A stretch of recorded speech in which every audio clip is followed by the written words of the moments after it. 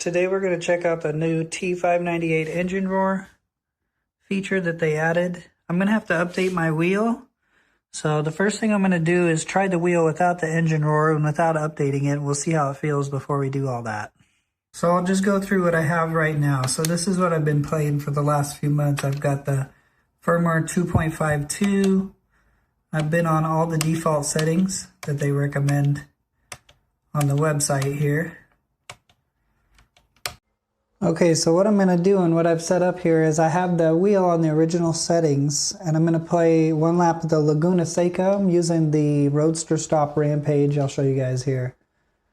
And I think this will be a good car to test if the engine roar is pretty good. So I'm just doing a time trial. We're going to do a lap and we're going to see how it feels. And I have my microphone set up to where you can hear kind of the vibrations of the force feedback. So we'll see how much force feedback there is now, and then once we update it, we'll see how much there is afterwards.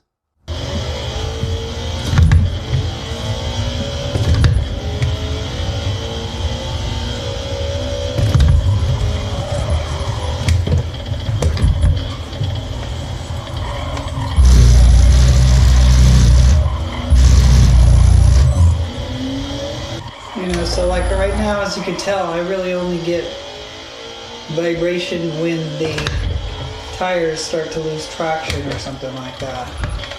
Other than that, I don't really get much of anything other than just some resistance going through the corners.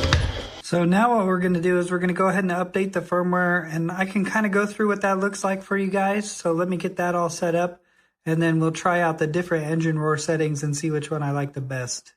You're going to want to turn off your wheel and plug it into your PC.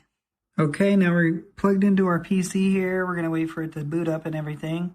Once you get that all booted up, what you want to do is come up here and download the My Thrustmaster Panel. So go ahead and click on that and download that. Then once you have that all installed, it should say here, new update available for both the wheel and the hub. Let's go ahead and click on that and install that. So actually that did not work, so let's try this. I have this Thrustmaster firmware updater and it says you need to be in boot mode, so let's go ahead and put this thing into boot mode. It says power off the racing wheel and simultaneously hold the two buttons L3 in settings and turn it back on at the same time. So we'll do that. Okay, so I did that and it's not showing anything on the screen, but up here it actually shows you can update it in boot mode. So let's go ahead and do that. We'll press OK. It says the firmware has been updated. Please disconnect and then reconnect. All right, now that one's updated. Let's go ahead and do the same thing with the sport car wheel. So we'll just click on the sport car wheel here. And we're going to update to the latest version. We'll go ahead and press OK. Okay, and it says it's been successfully updated. We'll press OK. And everything looks updated. So let's check it out. Okay, so we're back in the game, and just to make it entirely clear again here, I actually have this microphone mounted to the actual steering wheel mount just so you can see and hear how much force feedback is really coming through the wheel. So let's go ahead and go through this lap again, and we'll see how it works. Oh yeah, you can definitely feel like the engine rumbling a little bit, which is cool. This is just on low. Definitely gives it a more tactile feel. You definitely feel like you're more behind the wheel of a car or something. Okay, let's go ahead and try the medium setting.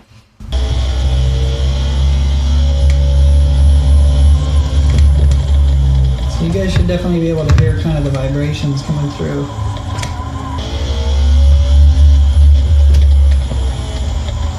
Okay, now let's try the same thing while it's on high, because I like that medium mid setting, but I think high might be the ticket. Let's try it.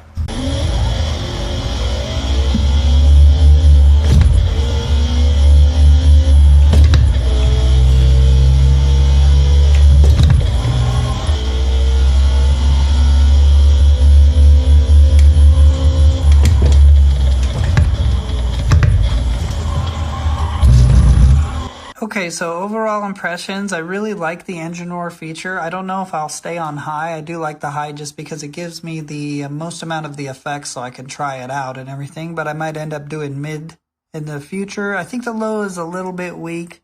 Really just depends on the car that you're using. But if you were playing this game in VR or something, I think that the extra vibration would really add to the amount of immersion that you get, and especially if you're using headphones.